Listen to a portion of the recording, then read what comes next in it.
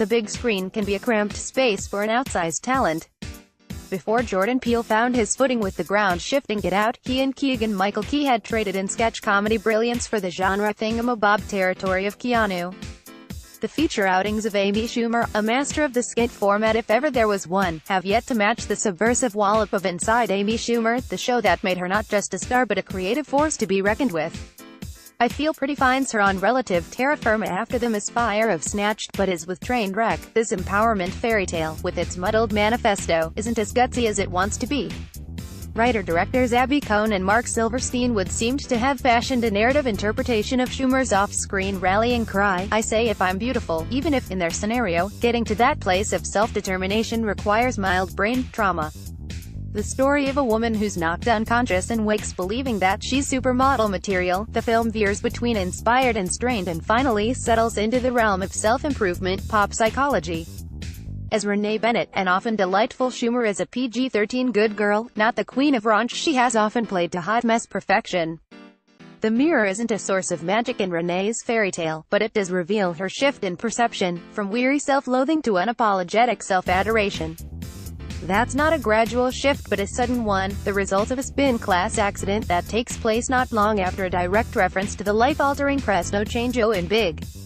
In her charmed and probably concussive state, Renee looks the same as she did before her fall, to us, as well as to her closest, soon-to-be sidelined friends, Aidy Bryant, Busy Phillips. But she sees something else, the kind of physical perfection that has been denied her and in turn has defined her, along with countless women raised to believe that prettiness is a female's cardinal value. Before the ends of conditioning are knocked out of her noggin, Renee tells a new friend, Emily Ratajkowski, who's a model, "I've always wondered what it feels like to be undeniably pretty." Schumer delivers the line with heartbreaking earnestness. It's one of several moments here that bode well for her as she eyes dramatic roles, and make you wish that this one had pushed deeper rather than falling into a predictable pattern. High on her new sense of worth and living large, Renee alienates her besties before the redemptive wrap-up. Believing she's a 10, she expects positive attention instead of invisibility.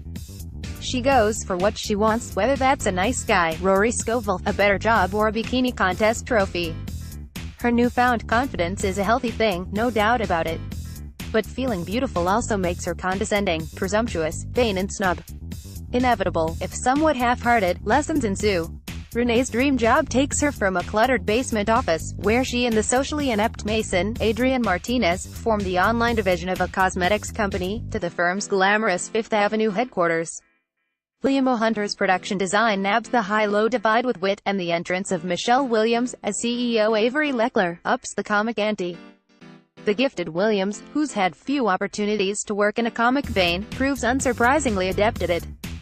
Breathy-voiced and blank-faced, her character has a feather-light physicality, enhanced by Deborah McGuire's costumes and played up by the Helmers and DP Florian Ballhaus with a well-deployed bit of SLO-mo.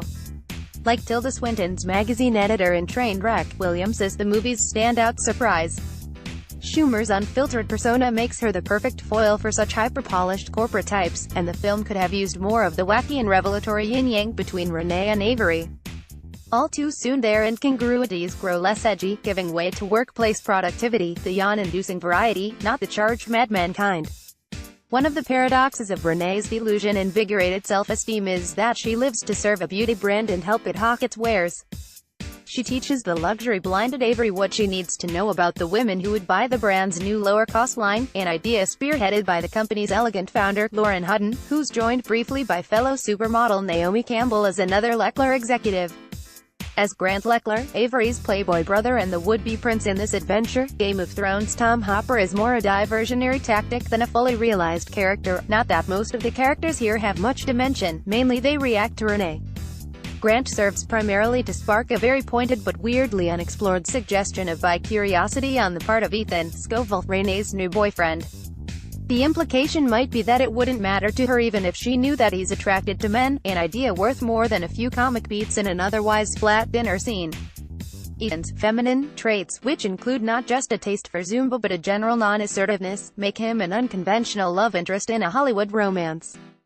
Like most of the film's seemingly risky gambits, though, this one soon retreats to safer terrain. Schumer convincingly spews a couple of rants about the superficiality of online dating and the self-criticism that's drummed into girls, but that fire is punctuation rather than fuel. I feel Pretty is more interested in striking and ingratiating pose. The attempts at irreverence, including unfortunate bathroom jokes, often feel like affectations. Directing for the first time, screenwriters Cohn and Silverstein, He's Just Not That Into You, How to Be Single, effectively showcase the comic flourishes that do work, Williams especially. Yet the bracing promise of the setup steadily loses fizz and the overlong feature grows smaller, constricted, deflated, as it travels familiar routes and substitutes ad speak for insight. It regains some buoyancy with a sweet bit of business involving cell phones and a broken date, and in its final moment, with a flash of fury in Schumer's case, it taps into something that can't be contained by the story's simplistic framework. Production companies: Wavy Brothers Pictures, Voltage Pictures, Wonderland Sound and Vision Distributor, STX Films. Cast: Amy Schumer, Michelle Williams, Rory Scovel, Emily Ratajkowski, Busy Phillips, Aidy Bryant, Naomi Campbell, Lauren Hutton, Tom Hopper, Sashir Zamata, Adrian Martinez, Dave Attell. Director Screenwriters: Abby Cohn, Mark Silverstein. Producers: MCG, Mary Viola, Nicholas Chartier, Amy Schumer, Alyssa Phillips, Dominic Rustum. Executive producers: Justin Birch, Kevin Kane, Jonathan Dechter, Daniel Rappaport, Wang Zongjun, Wang Zongale, Felice B., Donald Tang, Robert Simons, Adam Fogelson. Director of Photography: Florian Ballhaus. Production designer: William O. Hunter. Costume designer: Deborah McGuire. Editor: Tia Nolan. Composer: Michael Andrews. Casting directors: Justine Arteta, Kim Davis. Wagner. Rated PG-13, 110 minutes.